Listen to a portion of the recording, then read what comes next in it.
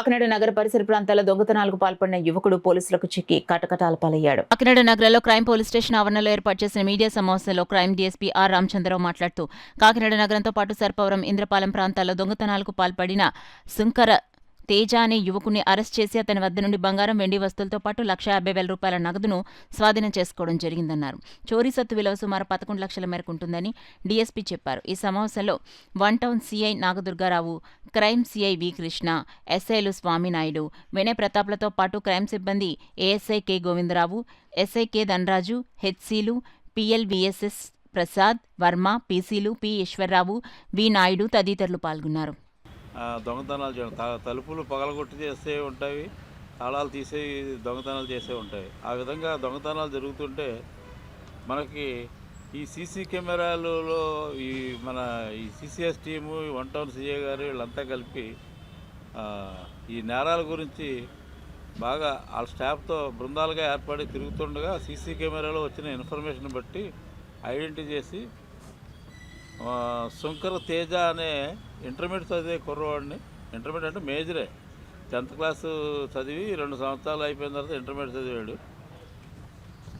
అతను దొంగతనాలకు కారణం అని చెప్పేసి తెలుసుకొని అతన్ని పట్టుకోవడం జరిగితే సుమారు 6 కేసులు మన కాకినాడ అంటే వన్ టౌన్లో 2 కేసులు, ఇంద్రపాలెంలో 2 కేసులు, సర్పవరంలో 1 కేసు, తర్వాత 3 టౌన్లో 1 కేసు, ఇలా మొత్తం 6 కేసుల్లో ముద్దాయి కన్ఫెస్ చేసి ప్రాపర్టీ వాళ్ళ తెలుసున్న ఒక ఆడామె ద్వారా అమ్మించాడనమాట జ్యువెలరీలో.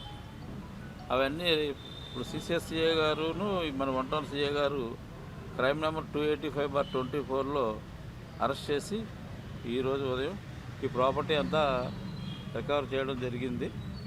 చూపించడం ఇందులో మన ఎస్ఐ గారు సిసిఎస్ ఎస్ఐ గారు, మళ్ళీ ఏఎస్ఐలు 2, తర్వాత ఇంకా స్టాఫ్ కొంతమంది, వీళ్ళకి అభినందన. వీళ్ళు ముద్దాయిని క్యాచ్ చేసి ఈ విధంగా రికవరీ ఈ సంవత్సర కాలంలో రికవరీ చేసినందుకు చాలా అభినందన. వీళ్ళందరికీ రివార్డులు కూడా అమ్మా. రికవరీ వాల్యూ అంటే 129 గ్రాములు బంగారం, మొత్తం టోటల్ అంటే 11,16,840.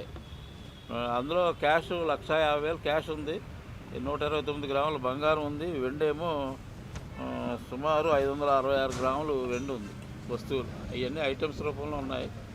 టోకన్ చూపించి వాళ్ళకి కన్సర్న్ స్టేషన్ ద్వారా ఆ కేసులో ప్రాపర్టీగా చూపించి వాళ్ళకి కంప్లైంట్స్కి హ్యాండ్ ఓవర్ చేస్తాం.